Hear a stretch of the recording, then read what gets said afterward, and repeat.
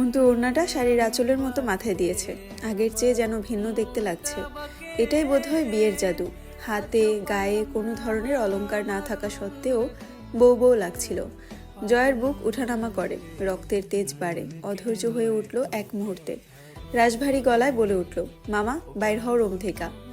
সকলে একে একে বেরিয়ে যায়। হামজা গম্ভীর হয়ে বলে, ডাক্তার তোকে উত্তেজিত হতে নিষেধ করেছে, নতুন রক্ত দেওয়া হয়েছে শরীরে। জয় গোয়ারের মতো বলল, তুমি বাইর হও তো আগে।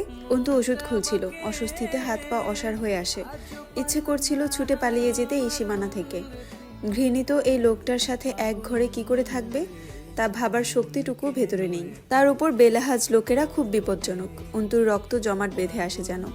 জয় আদেশ করে, দরজাটা আটকে দিয়ে এসো। ভালোভাবেই ওষুধগুলো খেলো আস্তে আস্তে। অন্তুর পা দুটো যেন চাকা হয়ে গেছে, একা একাই ছুটতে চাইছে।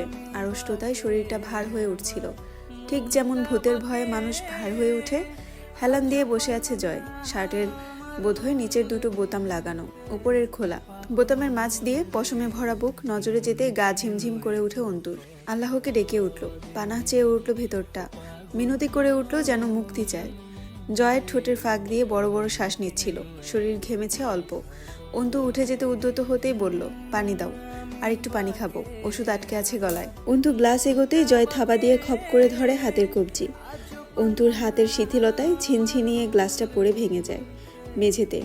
ঝাঁকি মেরে ওঠে অন্তুর দেহটা, হাতটা মুচড়ায় জয়ের মুঠের মাঝে। মুখটা শক্ত হয়ে ওঠে অন্তুর, তীক্ষ্ণ চোখে তাকায় জয়ের দিকে। জয় শীতল চোখে চেয়ে থেকে জিজ্ঞাসা করে, হাত মুড়াচ্ছ কেন ঘরওয়ালি? এতগুলো দিনে একা শুতে খুব খারাপ লেগেছিল, হ্যাঁ? চোখ দুটো হেসে ওঠে জয়ের। সেই হাসি জয়ের ভ্রুটা নাচায় নিজস্ব ভঙ্গিতে। এক টানে অন্তুকে বিছানায় ফেলে ব্যান্ডেজ জড়ানো হাতে ওড়নাটা টেনে হিঁচড়ে খুলে ফেলে। হাতের ক্ষততে বোধহয় টান লাগতেই মুখ কুচকায়। মাথার ব্যান্ডেজের উপর দিয়ে রক্ত তরল দেখা দেয়। কারণটা বোঝা যায় না। প্রথমে একটা চুমু ঠিক কণ্ঠনালীর উপরে। খেয়ে মুখ তুলে আস্তে করে বলে, মোহরানা বাকি রইল, পরে শোধ করবো সেসব। সে রাতে জয়কে খুংখার জঙ্গলি খাদকের মতো লেগেছিল। অন্তুর চোখের আর্তনাদ, হাতের প্রতিরোধে জয় বোধহয় শক্তি পাচ্ছিল আরো বেশি। ধীরে ধীরে জয় যত উত্তাল হলো, ওর কপালের ব্যান্ডেজের তাজা রক্তের দাগ গাঢ় হচ্ছিল। অন্তুর কান্না পেয়েছিল, কত কিছু ভাবনায় এসেছিল, কিন্তু সে কাঁদেনি, অন্তত জয়ের সামনে না। একদিন এরকম কিছুরই আশঙ্কাকে জনগণ মনে প্রাণে বিশ্বাস করে কত কি করে ফেলেছে, এই পর্যন্ত এনে ফেলেছে ওকে। অথচ আজ আসলেই তেমন কিছু হচ্ছে। জয় নামক অভিশাপ আজ অন্তুকে ছুঁয়ে দিচ্ছে। তাও আবার দলিল আছে হালালের, কিন্তু কেউ আজ ধরতে আসছে না, বদনাম রটাতে আসছে না। আচ্ছা, আজ বলাৎকার হচ্ছে না, অন্তুর ইচ্ছার বিরুদ্ধে তাকে ছোঁয়া হচ্ছে। ও, আজ তো জয়ের কাছে হালাল সার্টিফিকেট আছে। জয় শুয়ে পড়ার পর অন্তু বারান্দায় গিয়ে দাঁড়ায়। তার শরীরে তখন জয়ের বিশাল শালটা জড়ানো। এই বারান্দা দিয়ে বাইরে তাকালে বাড়ির সামনের রাস্তা দেখা যায়, আর ডানে বাড়ির পিছনে পতিত জায়গা। বেশ কিছুক্ষণ আকাশের দিকে চেয়ে রইল ওভাবেই। আব্বুর কথা মনে পড়ল। এখন আর কান্না পায় না, কলিজাটা চির ধরে, তবে মুখ ফুটে না।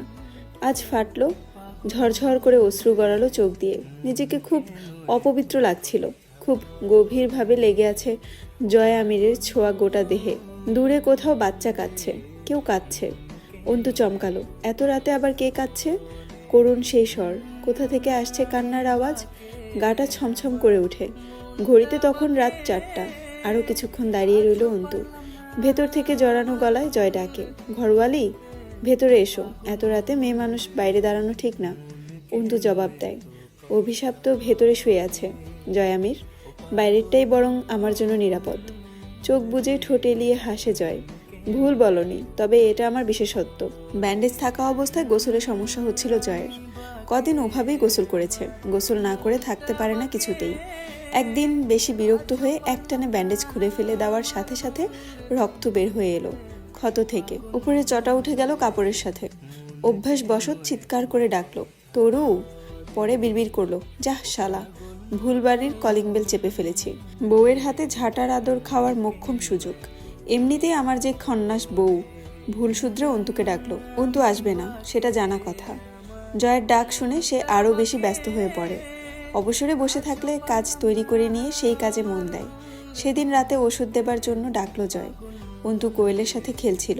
কোয়েলকে রেখে শোকেসের সকল শোপিস নামিয়ে আবার সেগুলো ঝেড়ে পরিষ্কার করতে শুরু করলো। জয়কে ওষুধ দিয়েছে হামজা। পানি গরম করে দিয়েছে রিমি।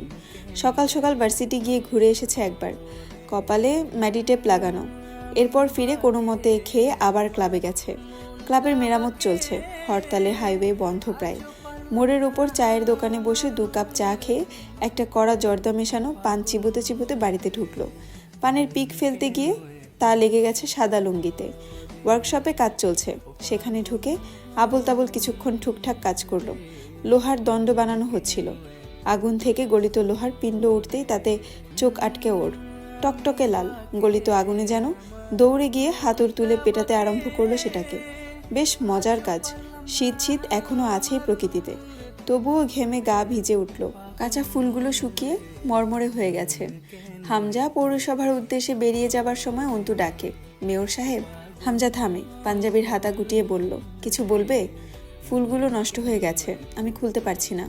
শক্ত করে সেট করা হয়েছে ওগুলো, একটা লোক পাঠাবেন, ওগুলো খুলে দিয়ে যাবে। হামজা বেরিয়ে যেতেই শাহানা বললেন, এইভাবে কথা বলতে শিখেছ? কিভাবে? বড় ভাই ডাকা যায় না? মেয়র সাহেব কি? বড় ভাই একটা ছিল, সেটাকেই ডাকা হয়নি বহুদিন। তাছাড়া কাউকে সম্বোধন আমি আমার মন মতো করি। মামিমা, উনি মেয়র, মেয়র ডাকলে ক্ষতির কিছু নেই। ভুল বলেছি? ফুলগুলো যেভাবে আটকানো হয়েছে, বিছানার উপর বোমা পড়লেও তার ছিঁড়বে না যেন। তোষক তুলতে হলো। ছেলে দুটো তোষক উঁচু করে তুলতেই খাটের প্লেটের ফুটো দিয়ে কিছু চোখে পড়লো অন্তুর। দ্রুত থামালো ছেলে দুটোকে, আদেশ করলো প্লেটগুলো টেনে তুলে ফেলতে।